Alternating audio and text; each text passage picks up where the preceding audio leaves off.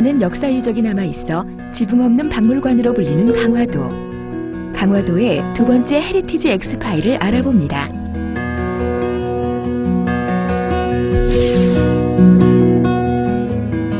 강화도 만이산의 첨성단은 위에 따는 정사각형, 아래 따는 원형으로 둥글게 만들었는데 그 이유는 무엇일까요?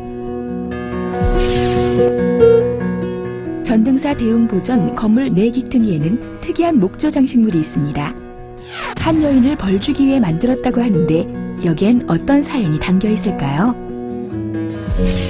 전등사 약사전 벽에는 세자, 왕비 등 조선시대 왕실의 안녕을 비는 글들이 적혀 있는데 그 이유는 무엇일까요? 보문사 석실에는 작은 돌로 만든 23채의 나한상이 모셔져 있습니다. 이 석실이 만들어진 데는 어부와 관련된 전설이 있다는데 과연 어떤 전설일까요? 강화에는 철종이 왕이 되기 전까지 살았다는 용흥궁이 있습니다. 철종은 왕이 되기 전 농사꾼으로 살았다는데 그 배경은 무엇이었을까요? 이렇게 재미있는 우리 문화유산의 엑스파일 속으로 떠나봅니다.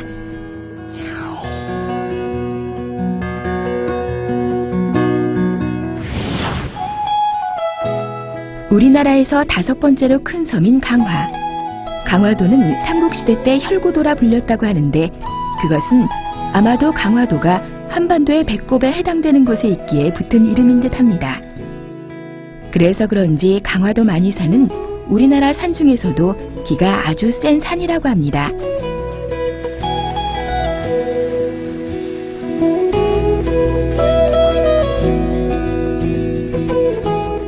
그 강한 기운을 받기 위해 만이산을 찾는 이들도 많다고 하는데 그런 이유에서일까요? 만이산 정상에는 단군이 하늘에 제사를 올리기 위해 쌓았다는 제단, 전국체전 때 성화를 채화하는 참성단이 있습니다. 참성단에 대한 최초의 기록은 고려 때 원종이 이곳에 나와 친히 하늘에 제사를 지냈다는 것입니다.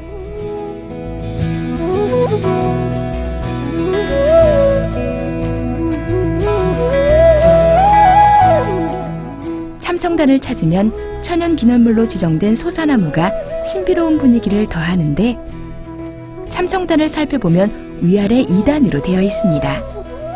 위에 단은 한 변이 2m인 정사각형, 아래 단은 지름 4.5m로 둥글게 되어 있는데 이렇게 만든 데는 이유가 있다고 합니다. 과연 어떤 이유에서였을까요?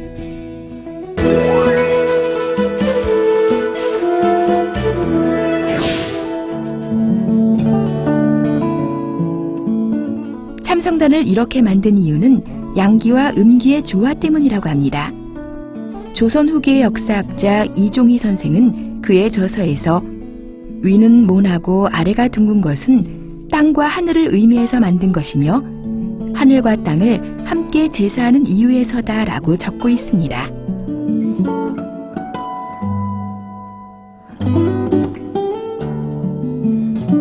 그러니까 네모는 땅, 둥근 것은 하늘을 상징하는데 하늘과 땅의 위치를 바꾸어 만든 것이죠. 그것은 하늘의 양기는 위로 올라가는 성질이 있고 땅의 음기는 아래로 내려가는 성질이 있기에 서로 위치를 바꾸어 음양의 기운이 교류하게 하고 조화를 이루어 만사 형통하게 한다는 뜻을 담고 있다고 합니다. 만이산 참성단이 강한 기운을 받는 곳이라면 강화도에서 마음을 차분하게 가라앉히는 곳은 전등사입니다. 전등사는 정족산성 안에 들어앉아 있는데 정족산성의 다른 이름은 삼랑성. 단군이 세 왕자에게 각각 한 봉우리씩 맡아 쌓게 했다는 전설이 전해 내려옵니다.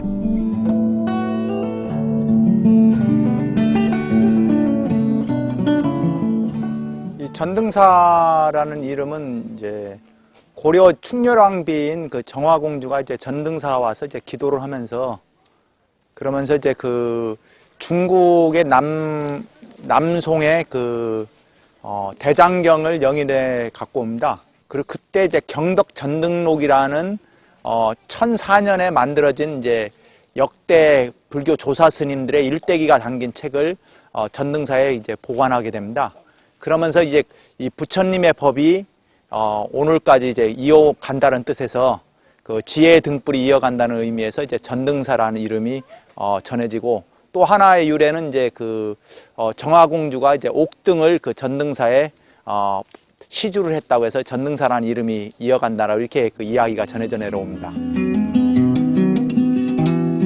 전등사의 대웅보전에는 많은 볼거리가 있는데 먼저 지붕 위를 보면 백자로 만든 연꽃 봉우리들이 보입니다. 백자 연봉이라고 하는 것인데 그럼 이것은 어떤 역할을 하는 것일까요?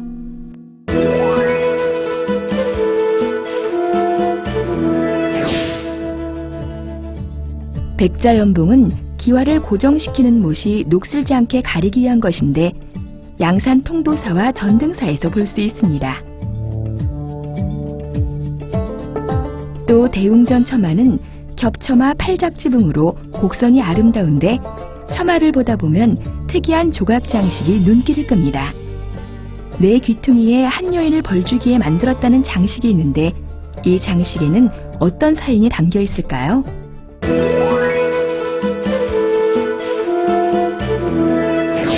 강화도 전등사를 다시 불이 났기 때문에 재건하기 위해서 도편수 동략이라는 사람이 이곳에 왔어요.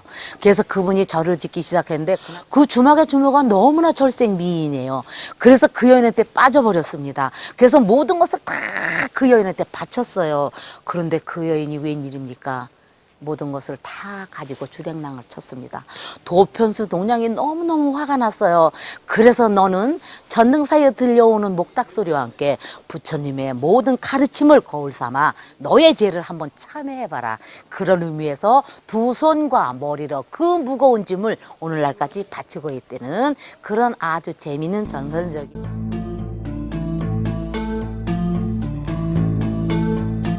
그러니까 도편수의 순종을 배반하고 달아난 주모가 벌거벗은 몸으로 벌받는 형상이라는 것인데 한 손으로만 처마를 받치고 꾀부리는 모습을 보면 우리 선조들의 재치와 익사를 느낄 수 있습니다. 그런데 이 조각을 불가에서는 다르게 본다고 합니다. 이 나부상의 모습을 이제 여러 가지로 얘기하는데, 하나는 불교에서는 이제 그 원숭이상으로 봐서 이 건물을 이제 수호하는 의미에서 호법 선신의 의미에서 이제 그 상을 조성했다라는 의미가 있고, 원숭이가 이제 호법 신상의 배경이 되는 것은 부처님의 그 전생담에도 부처님이 원숭이의 왕으로 이렇게 표현돼 있던 이제 전생담이 있고, 그리고 인도에서는 이제 원숭이가 이제 그 호법 선신으로 해갖고 신격화된 예가 이제 인도에서는 많이 있습니다. 대웅보전 내부에도 볼거리가 많은데 먼저 보물로 지정된 목조 석가열의 삼불자상이 있고 부처님을 모시는 불단인 수미단은 꽃, 나무, 새, 당초문 등 장식이 화려하게 투각되어 아름답고 문화재적인 가치가 큽니다.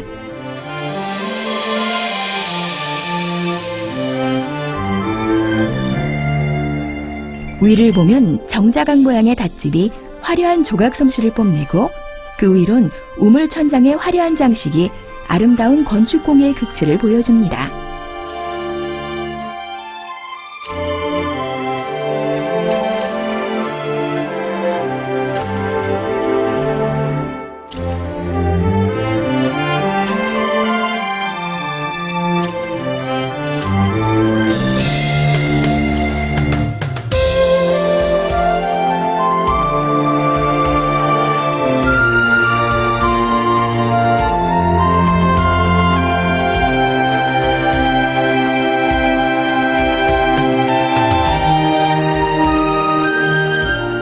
또 대웅전에는 생전의 선행과 악업이 비추어진다는 거울 업경대가 있습니다. 황색 청색 사제 한 쌍인데 진품은 유물 창고에 보관되고 있습니다. 전국 사찰에 10여 개 남아있는 유물로 특히 업경대 바닥에 천계 7년 정묘 9월 13일 천기봉생이라는 명문이 남아있어 이 업경대가 1627년에 제작되었음을 알 수 있습니다.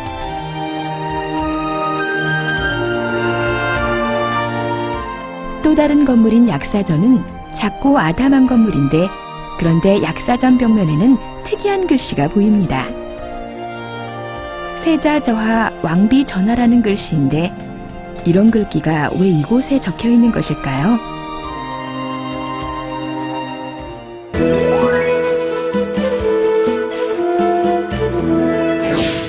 예, 그 약사전이 그 본래 지어진 용도는 그 왕실의 이제 그 가족들의 건강을 이제 축원하는 그런 정각으로 이제 그 지어졌습니다.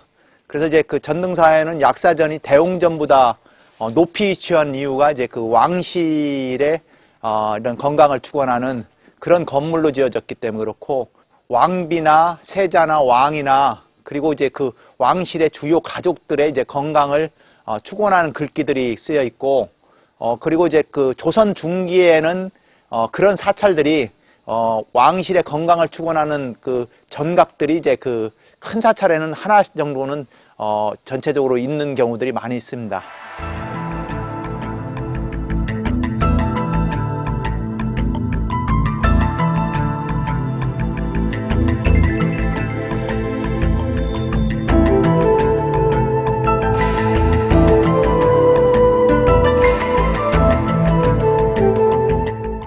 이렇게 전등사는 유서 깊은 사찰로 문화재가 많은 곳인데 특히 2013년 1월 새로 보물로 지정된 것이 바로 이곳 명부전의 불상과 시황상입니다.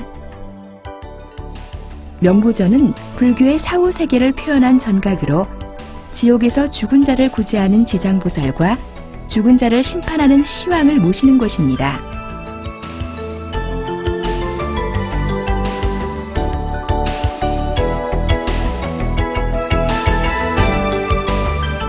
전등사의 또 다른 보물은 전등사 범종.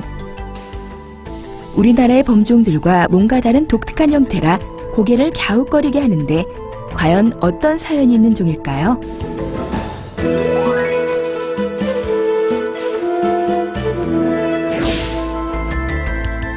이 종은 우리나라 종이 아닌 중국에서 만든 것이기 때문이죠.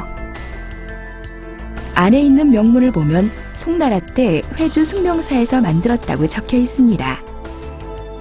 그러니까 1097년 만들어진 종인데 어떤 이유에서 우리나라에 왔는지 알 수는 없지만 일제가 2차 대전 때 이 종을 녹여 병기를 만들기 위해 부평 군기창에 갖다 놓은 것을 가져왔다고 합니다.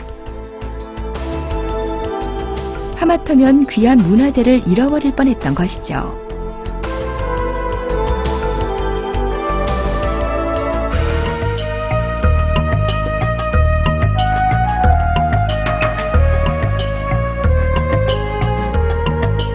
전등사 위로 올라가면 경내의 사찰 건물이 아닌 색다른 건물이 나옵니다. 선원보각과 장사각인데 이곳은 조선 왕실계보와 실록을 보관하던 곳입니다. 강화도가 정묘호란, 병자호란 등을 거치며 피난처로 인정받게 되고 외란으로 왕조실록이 소실되자 1678년 전주사고본을 이곳으로 옮겨 보관하게 됩니다. 그리고 그 후 전등사는 이 사고를 지키는 사찰로 왕실과 밀접한 관계를 맺는 것이죠. 조선시대의 조정에선 전등사 스님에게 1719년부터 1910년까지 도총섭이란 직위를 주었는데 바로 이 책이 도총섭 직위를 받은 스님들의 명단이 있는 고서입니다. 전등사를 나와 강화도의 또 다른 사찰 보문사를 찾아가는 길. 성모도에 있는 보문사는 배로 바다를 건너야 합니다. 사람들이 던져주는 과자를 먹기 위해 배를 따라오는 갈매기들로 유명한 섬이죠. 보문사는 양양 낙산사, 금산 보리암과 함께 우리나라 3대 해상관음 기도도량, 낙가산의 낙가는 관음보살이 성인의 몸으로 나신 것을 의미하고 보문은 중생을 구제하는 관세음보살의 원력이 광대무변함을 상징합니다. 삼국시대에 지어졌다는 보문사에는 아랫돌까지 완전하게 남아있는 커다란 맷돌이 옛날 이곳의 규모를 짐작하게 합니다. 또 누워있는 커다란 화불도 찾은 이들의 눈길을 끕니다. 그런데 보문사에서 가장 눈길을 끄는 곳은 보문사 석실. 천연 동굴 안에 23채의 돌로 된 작은 나한상이 모셔져 있는데 여기엔 옛날 어부와 관련된 전설이 전해온다고 합니다. 과연 어떤 전설일까요?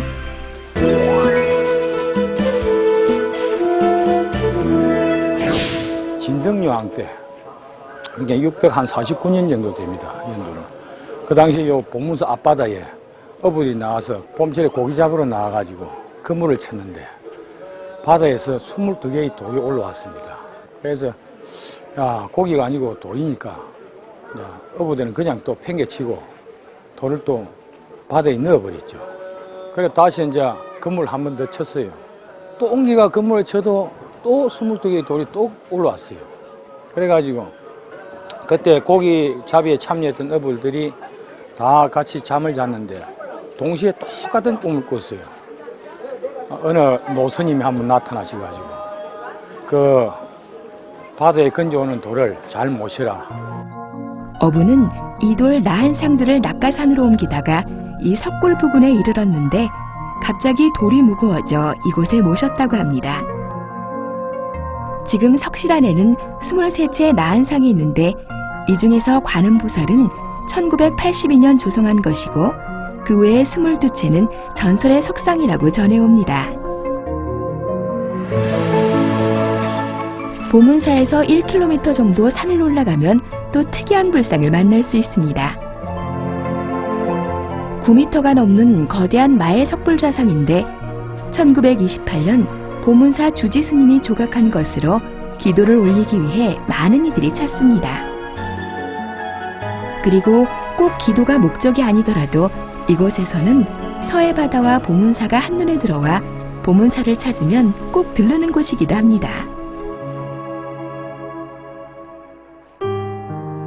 강화에서 만난 또 다른 문화유산은 강화도를 지키는 초소역갈의 신세계돈대 중 하나인 월곶돈대. 이 돈대 안에는 아름다운 정자가 자리 잡고 있는데 바로 연미정입니다. 연미정은 앞바다의 모양이 제비꼬리 같다고 해서 붙여진 이름인데 정자 양쪽에 500년 넘은 느티나무 2그루가 있어 강화 10경의 하나로 꼽힙니다. 그러나 이곳은 정묘호란 때 강화로 피난온 인조가 청나라와 굴욕적인 강화 조약을 맺었던 역사의 아픔이 있는 곳이기도 합니다.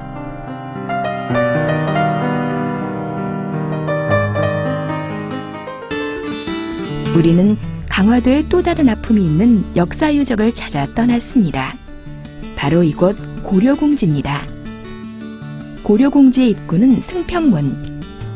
가운데 길로는 왕만 다녔다는 승평문을 들어서면 조선시대 건물인 강화 유수구 동원이 나옵니다. 조선시대 강화의 행정 책임자인 강화 유수가 업무를 보던 건물입니다.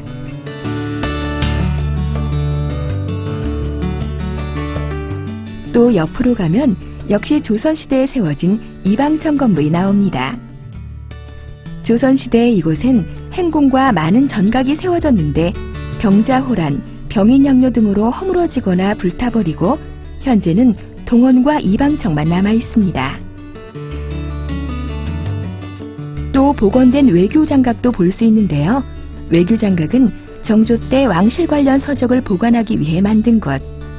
하지만 병인양요 때 프랑스군에 의해 의궤를 약탈당하고 불태워지고만 아픔이 있는 곳입니다.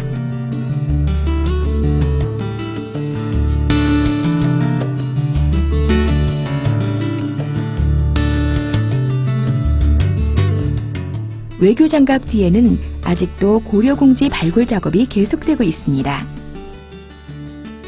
1232년 고려왕실은 몽골 침략에 대항하기 위해 수도를 옮기고 궁궐을 만들어 이곳이 39년 동안 고려의 수도 역할을 하게 됩니다. 당시 강화도로 수도를 이전할 때 기록을 보면 때마침 큰 장마가와 얼마나 처참한 상황이었는지 알 수 있습니다.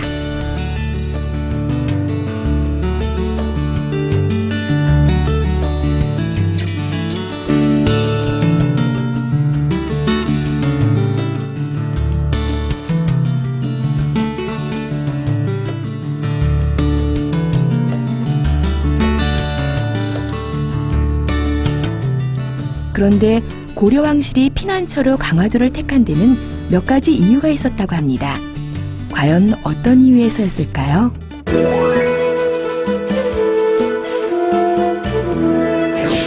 첫 번째가 일선 개성하고 거리가 가깝고, 두 번째가 우리 강화도는 섬이고, 세 번째가 우리 강화도는 밀물과 썰물이 있는 관계로 자연의 이치를 몽골이 잘 모른다는 점, 네 번째가 갯벌이 완전히 수렁갯벌로 형성이 됐고, 다섯 번째가 우리 강화도는 바로 세금 걷기가 너무너무 용이합니다. 삼남 지방에서 오르는 세금이 다 개성을 통과하려면 예성강을 통해서 개성 시가지로 돌아가는데, 우리 강화도에서 세금을 거둘려면 개성까지 안 올라가도 각꽃돈대 밑에서 바로 강화도로 수 있는 진해로는 누각을 통해서 세금 걷기가 너무너무 용이했다는 이 점.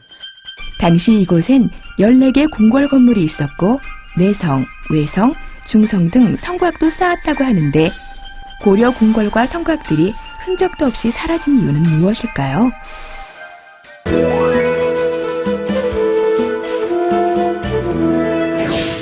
말 그대로 터만 남아 있습니다. 그 이유는 결국은 최신 무신 정권이 여기서 막을 내렸어요. 그 소식을 몽골에서 압니다. 결국은 화의 조약이 들어와요. 그래서 그 화의 조약에 이렇게 써져 있습니다. 강화도의 궁궐은 너희들 손으로 지었으니까 너희들 손으로 다 씨도 없이 헐어버려라요. 그래서 우리 강화도 어떤 문헌에 보면 그때 우리 강화도의 성곽과 관아가 헐어버릴 때 성곽 헐어지는 소리는 하늘을 진동했고, 궁궐과 관아를 헐어버릴 때 우리 강화 주민 백성들이 울부짖고 통곡하는 소리는 가슴을 갈기갈기 찢었다고 그래요.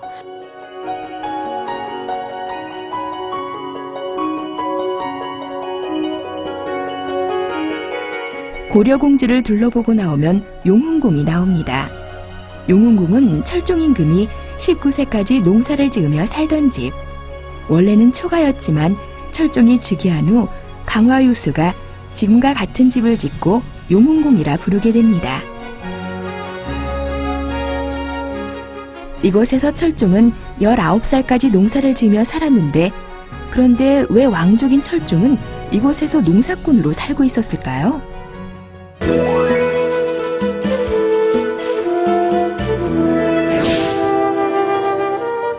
그 배경은 세도 정치 때문입니다.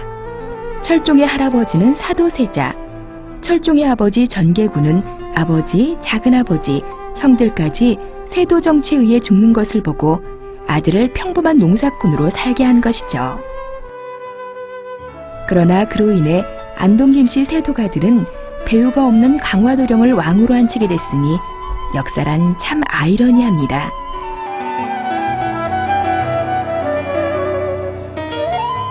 이렇게 강화도는 지붕 없는 박물관처럼 곳곳에 우리 역사 유적이 많습니다. 그러나 가슴 아픈 사연도 역시 많이 담고 있었습니다.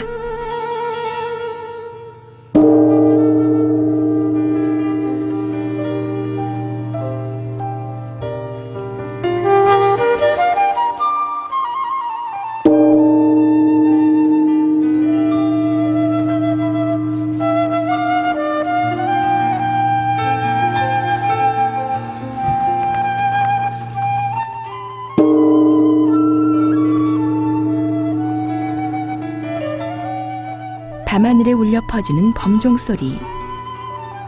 범종을 비롯한 법고, 운판, 모거의 소리는 중생들을 제도하기 위해 울리는 소리. 강화도 전등사에서 울려 퍼지는 종과 북소리는 또다시 아픈 역사를 되풀이하지 않길 바라는 바람의 소리로 울리는 듯 했습니다.